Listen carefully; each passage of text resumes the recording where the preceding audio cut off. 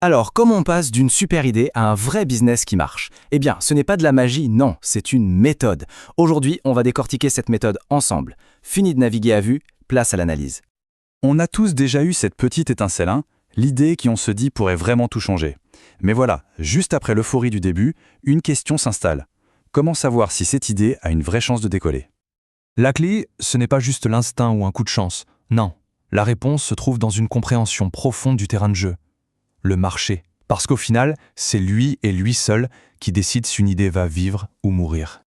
Pour y voir clair, on va décortiquer ce marché sous 3 angles bien précis. Pensez-y comme à 3 paires de lunettes différentes. Chacune va nous permettre de voir la même scène, mais en révélant des détails complètement nouveaux. On commence par la première. Premier axe, l'offre. C'est le point de départ logique. Avant même de se lancer, la première question est toute simple.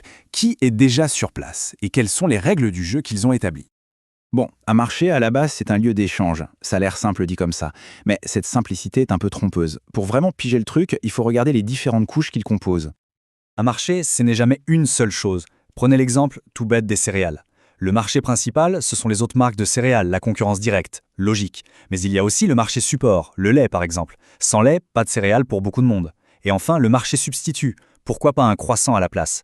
Comprendre ça, c'est voir toute la carte du territoire, pas seulement sa petite rue. Ok, on a la carte du terrain. Maintenant, il est temps de s'intéresser aux joueurs qui sont déjà dessus. Qui sont ces entreprises qui s'y affrontent au quotidien? Et c'est intéressant parce que dans presque tous les marchés, on retrouve les mêmes rôles.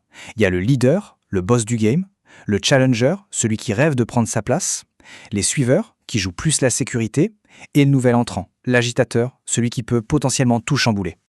21%. Voilà un chiffre qui parle. En 2018, c'était la part du gâteau que détenait E. Leclerc sur le marché alimentaire français.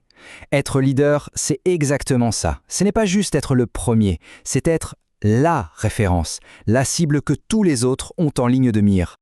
On passe à notre deuxième paire de lunettes et là, on touche au nerf de la guerre, la demande. Parce qu'un produit génial, sans personne pour l'acheter, eh bien, ça reste juste un produit génial qui prend la poussière dans un coin. La vraie question, c'est qui sont les clients potentiels? L'erreur de débutant, c'est de croire que tout le monde est un client potentiel. En réalité, il faut raisonner comme avec un entonnoir. On part de toute la population, puis on enlève ceux qui n'achèteront jamais le produit. Ensuite, on met de côté ceux qui pourraient acheter, mais pas tout de suite. Ce qui reste tout au fond, ça, c'est la demande réelle. C'est le vrai cœur de cible. Et là où ça devient vraiment fascinant, c'est de comprendre que le client est rarement une seule et même personne. Pensez à l'achat d'un scooter. C'est l'ado qui va l'utiliser, mais ce sont les parents qui décident et qui payent. Et tout ça, peut-être parce qu'un ami leur a soufflé le nom d'une bonne marque. Pour réussir, il faut savoir à qui on doit parler. À l'utilisateur, à l'acheteur, à l'influenceur. C'est toute la subtilité de l'exercice. Ok, on a analysé la concurrence et les clients. On pourrait croire que le tour est fait. Mais non, aucune entreprise ne vit dans une bulle. Il faut lever les yeux et enfiler la troisième paire de lunettes, celle de l'environnement, pour voir toutes ces forces invisibles qui peuvent soit propulser un projet, soit le couler. Pour être sûr de ne rien oublier, il y a un outil génial, la checklist Pestel. C'est un moyen hyper efficace de scanner systématiquement les grandes tendances politiques, économiques, technologiques. Chacune de ces lettres peut cacher une opportunité de dingue ou au contraire une menace sérieuse pour son projet. Prenons juste un seul aspect, le S de socioculturel. Il ne suffit pas de voir ce que les gens achètent. Il faut comprendre pourquoi et comment. D'un côté, on a des comportements qui évoluent, on est plus exigeant, on achète en ligne, on lit les avis. Et de l'autre, des valeurs qui se transforment. On veut du sain, de l'éthique, du responsable. Une idée qui cartonne aujourd'hui, elle doit parler aux deux. L'offre, la demande, l'environnement. Voilà, on a nos 3 pièces du puzzle. Il est temps de les assembler pour enfin voir l'image complète.